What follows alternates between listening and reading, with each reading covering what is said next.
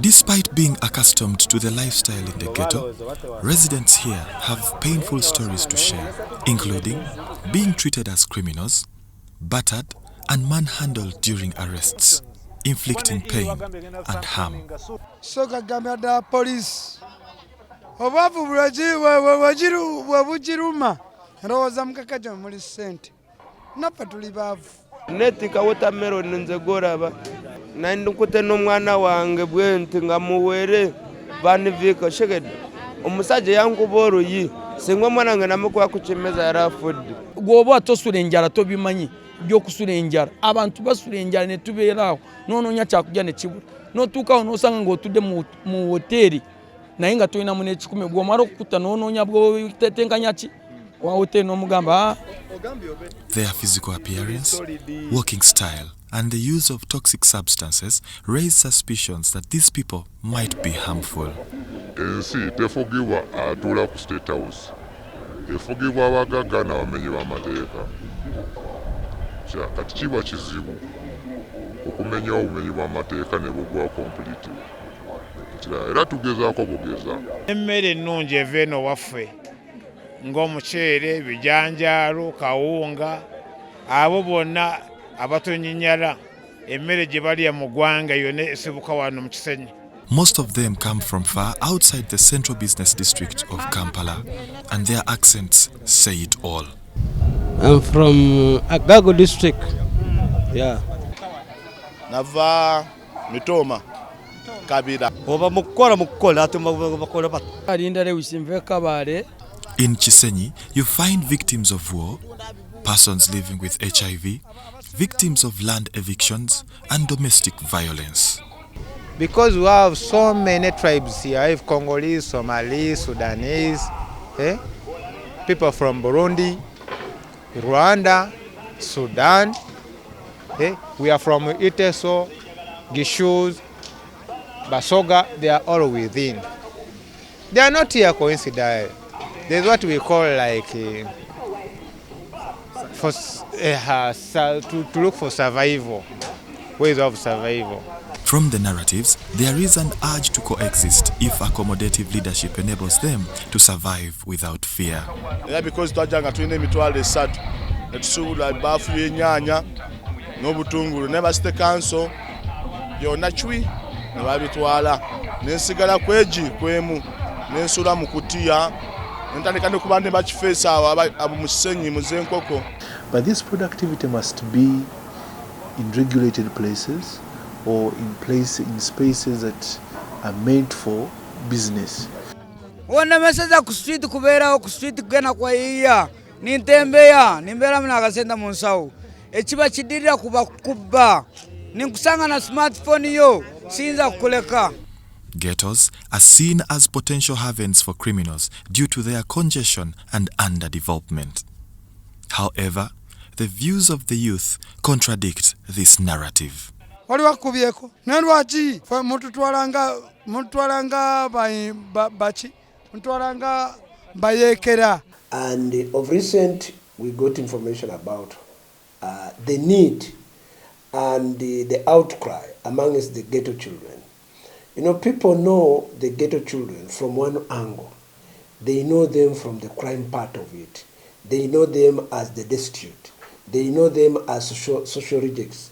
They do not even equate them to people of responsibility. But you forget that some of the prominent faces in this world were once the ghetto. Some youth in Kisenyi also decry the criminal elements within the places they operate, though they acknowledge the presence of unruly individuals.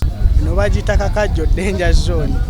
Ate bagendera ku mateeka nga gogobolesewo bagendera ku gaba ge baba beyagalidde. Tunda bumonde nogera ku macha sawa 10 nosinga na bazanya ludde baye banyawala bikina kusinga na mpakuse na kugwa mu nsawo. Kyokka nango obusene bwanti bwabwanga bwabakama bange ensonga zange sa gavumenti enyambeko n'ekyamaanyi abeera wali. Nabagwira omowino wabamala kunkuba ekikonde n'empunga ne banzijjako kabaga kange ka sente enze kyemmanyi era abakola ebyo ebikola babavubuka bannaffe sayizi nga ze tulimu era ogenda osanga ng'era naye waliwo era abaamuyigiriza abamusingako kuki ku myaka. Kisenyi is one of the ghettos in the Central Business District reported to harbor criminals. Shockingly, my observation is that locals in the area are more concerned about security operations that are indiscriminate. Under the law, the police has no powers to judge anybody and even sentence anybody. So our work is to arrest those whom we suspect. N'omugamba ne point nze ndikola bweti ne bweti takuhiririzamu kujjako ng'okutte musawo n'omuwayo ng'emitwalo ng'egi.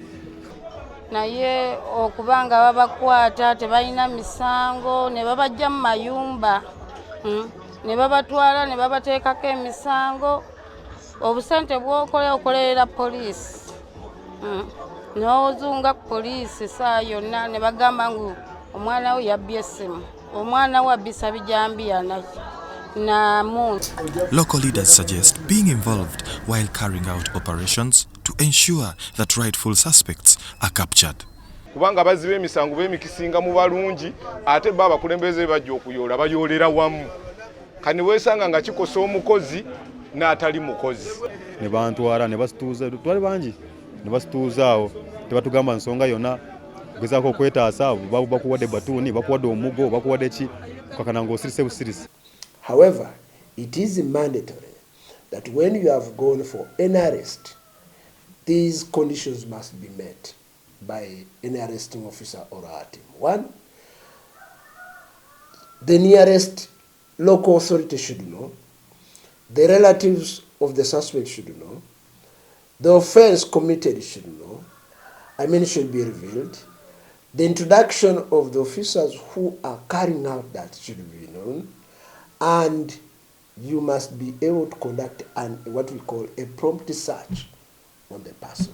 Kafinga bakulembeze twali tusobola okukola ebikoto byaffe bakulembeze kuba tubeera abaana tubamanyi naye bw'okola ekikwekweto n'okwata abaana omanyi nti babbi bennyini obatuusa ku poliisi ajja akugoberedde kasita waayo kasente kati awo naffe nga bakulembeze amaanyi ne gakola ki ne gatugwamu kubogezaako kwogera nti aleka poliisi ekole omulimu gwayo. Like you work over your garage, you are dirty, indicating that you are from working. They can't discriminate a working person with a person who has not been working. So that's where there is some bit of weakness. But for us, we don't have any issue with their operations because what you want security. And we even don't want to know because in turn they turn against us that we are like the lawbreakers. We don't want to get into such issues. So one time when I was a DPC, we planned to go and conduct an arrest, an operation, not arrest, and where we thought local leaders should be in the lead and be able to take us. Unfortunately, the local leader whom we expect him to lead us to where the thugs were, gave them a password and said, Akibua. Little did I know the slang, Akibua. Kumbe, when they heard Akibua, they all took off. Commissioner of Police Anatoli Muleterwa stated that the police engage with ghetto youth based on the needs associated with a given community. We work in conjunction with the Directorate of CI because in teaming up, the Directorate of CI and the Directorate of CPC do much more of prevention, raising awareness, gathering of information, and leading to intelligence-led operations. While the ghetto youth are privy to the crime patterns in the country, as seen on CCTV footage released by the police, they suggest steps to evade unsuspecting attacks.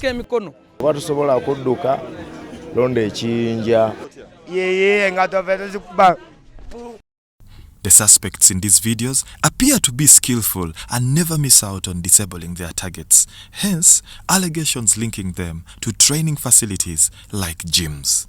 N'abantu muyigo kola road work muleke kulya buli mmere. Kuba obulezi bumala kunywa walaji bunafu tekasola kugoba. More of this in the next episode. Tony Kent Chaze, Ivan Kaahwa, UBC News.